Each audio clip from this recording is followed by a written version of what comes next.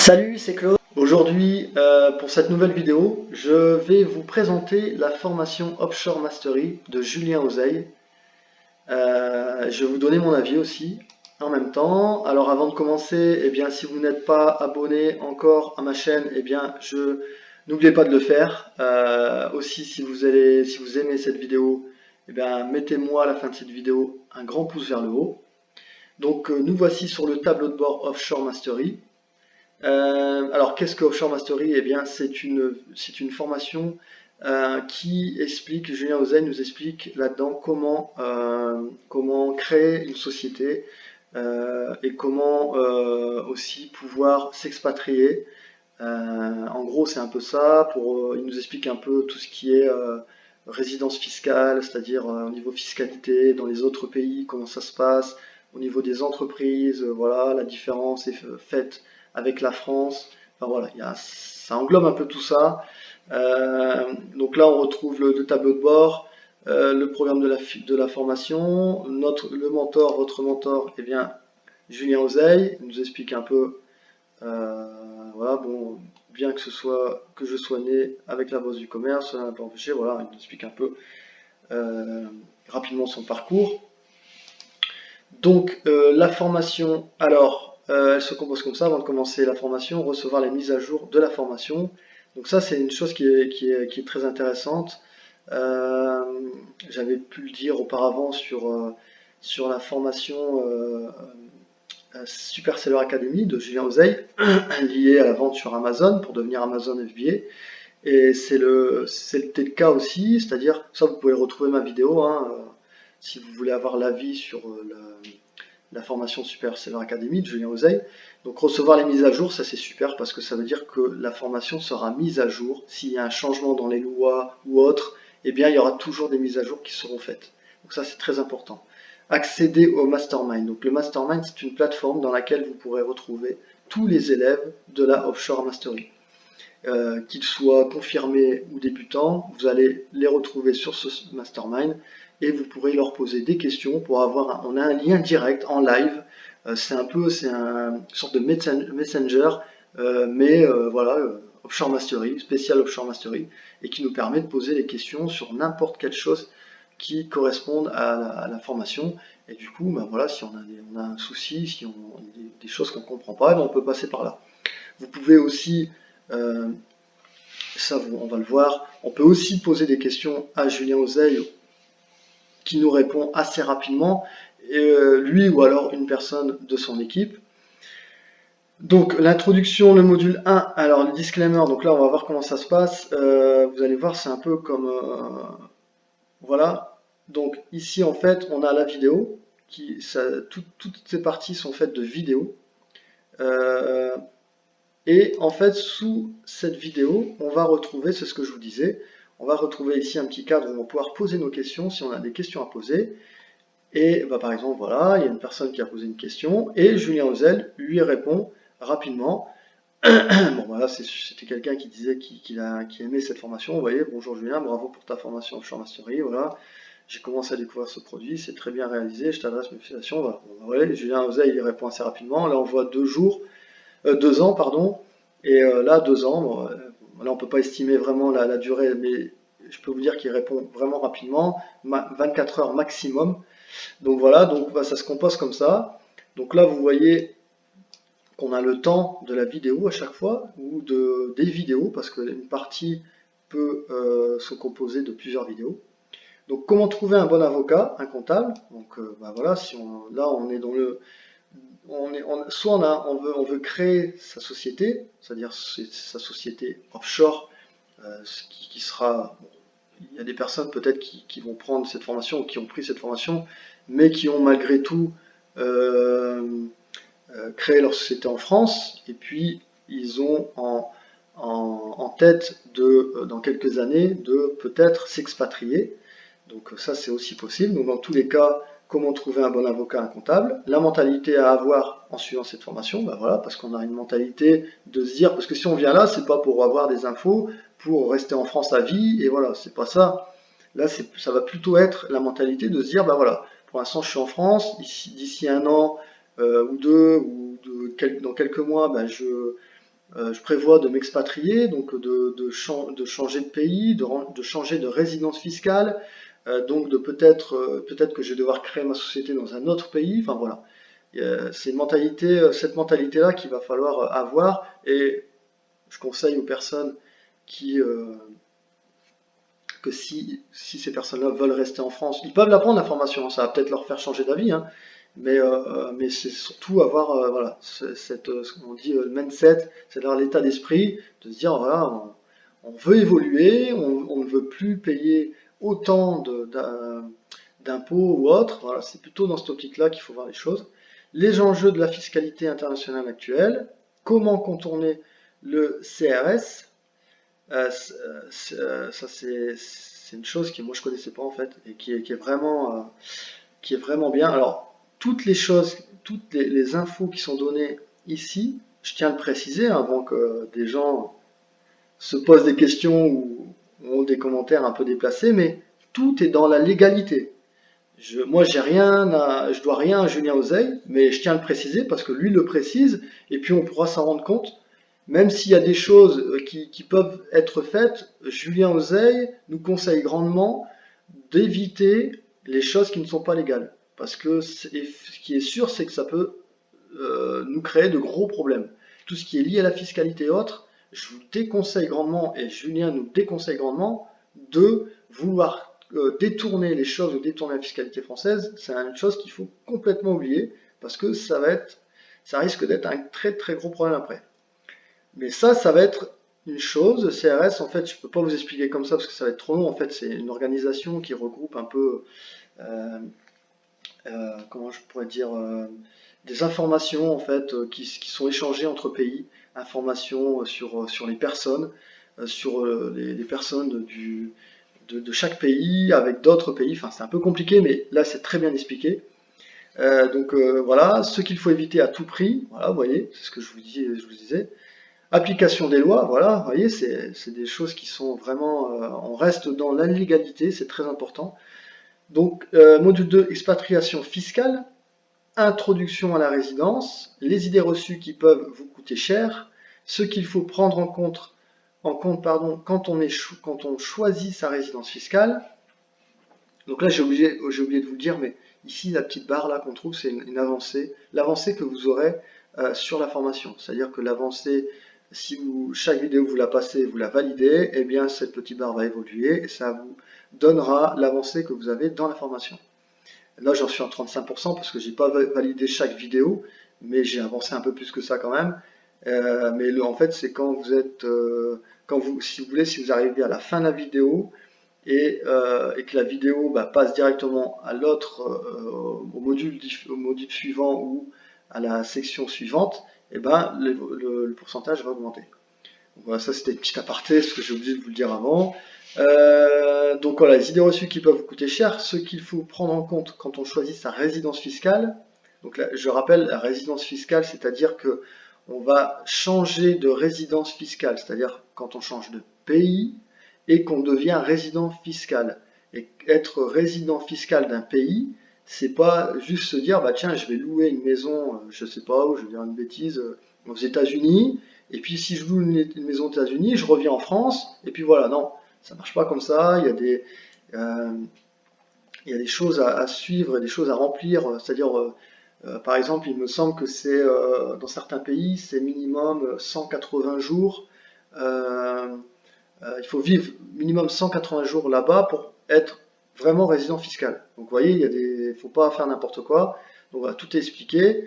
Quel pays choisir? Donc on a le choix pour tout pays est détaillé. Pas mal de pays sont détaillés, quasiment tous les pays, mais pas tout, mais beaucoup de pays sont détaillés.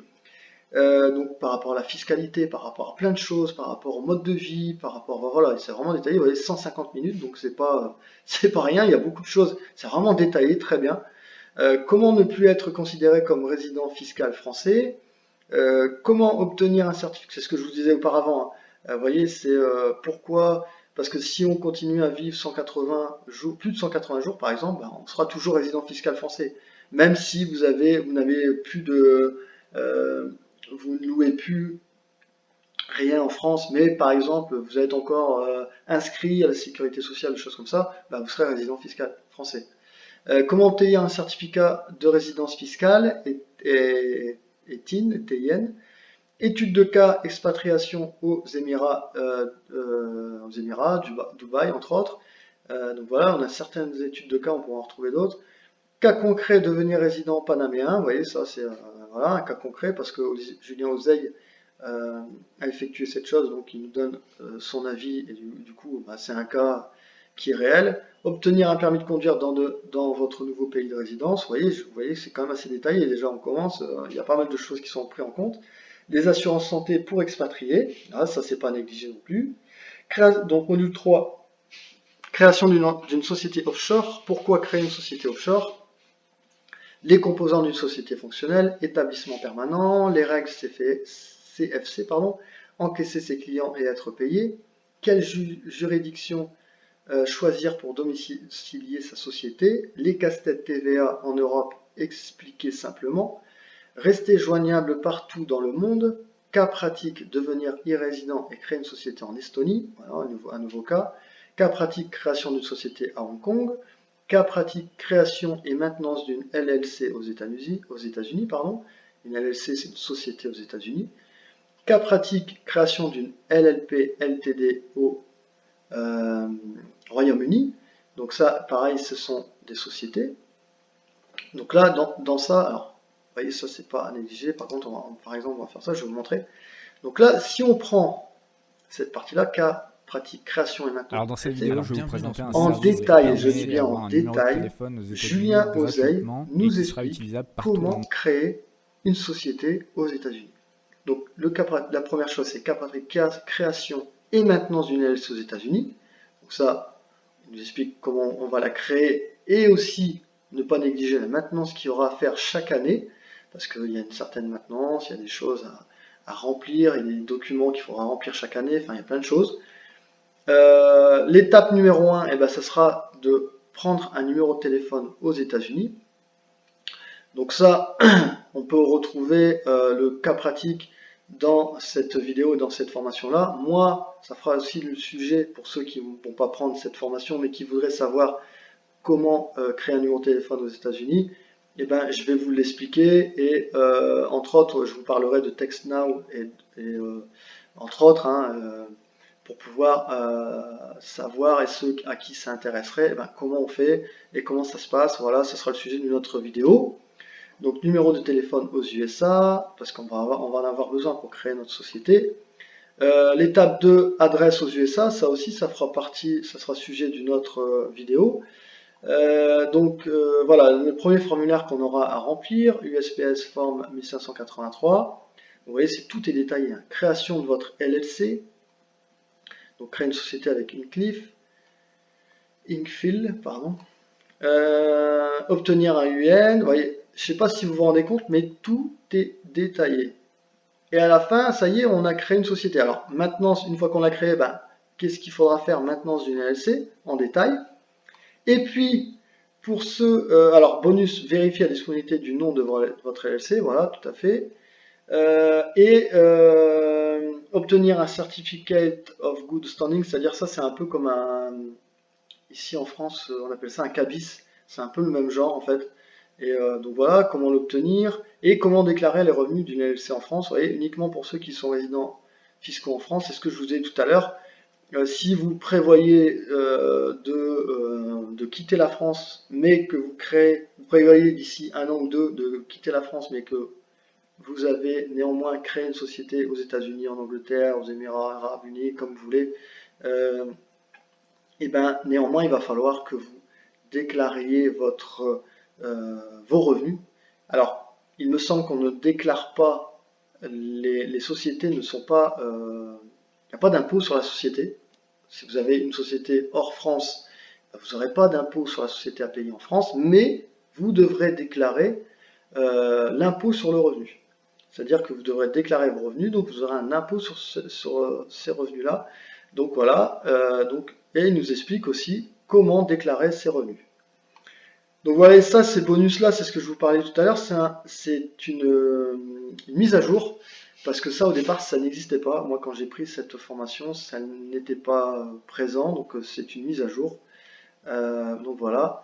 Et donc c'est ce que je vous ai dit tout à l'heure, ce qu'on peut retrouver si on a une question à poser par rapport à cette partie de module, et ben on peut les poser. Vous voyez, il y a 761 commentaires qui ont été faits, 700 pardon, 61 questions. Donc voilà, vous voyez, questions posées, réponse de Julien, voilà, à peu près ça se passe toujours comme ça. Donc voilà, vous avez vu un peu comment ça se compose. Donc le module 4, obtenir un second passeport, donc ça c'est toujours intéressant. Vous allez voir, ça peut être très très intéressant même. Pourquoi obtenir un second passeport est une nécessité, les différentes manières d'obtenir un second passeport, ce qu'on doit prendre en compte pour choisir son second passeport, liste des pays où obtenir un passeport par la résidence, acheter un passeport, la citoyenneté économique, renoncer à sa nationalité, bonus plus de pages sur votre passeport, module 5, banking et investissement, comment bien choisir une banque, vidéo explicative, plus tableau avec 55 banques analysées, 55 banques quand même. Faire fructifier son argent avec des déplacements sécurisés et rémunérés.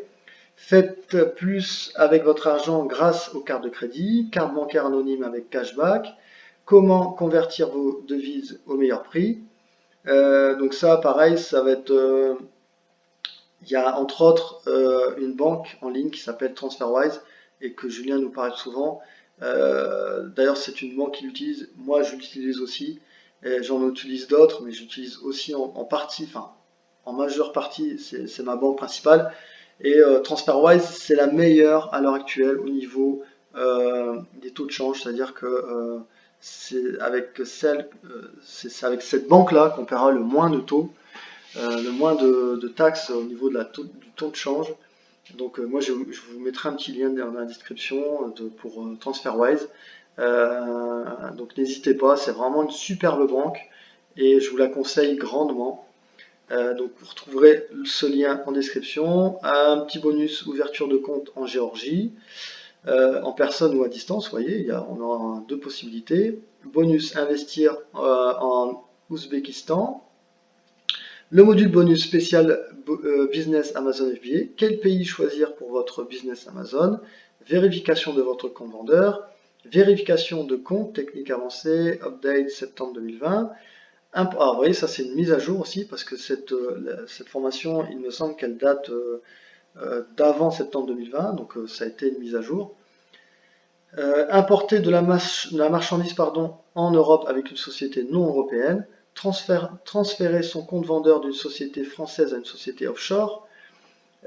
Transfert et détention d'une marque avec une société offshore. Module bonus spécial dropshipping, e-commerce, infoprenariat, ou créer sa société quand on fait du dropshipping, e-commerce, infoprenariat, le guide des processeurs de paiement, compte Stripe pour société offshore. Donc ça c'est vraiment super parce que souvent quand on crée une société et qu'on veut vendre en dehors de l'Europe, ou l'inverse, quand on crée une société en dehors de l'Europe et qu'on veut vendre en France, il y a des choses qu'il faut savoir, surtout avec ces plateformes-là, Stripe et autres. Voilà, il y a vraiment des choses qui sont vraiment à savoir, comme PayPal aussi, c'est pareil, compte PayPal pour société offshore.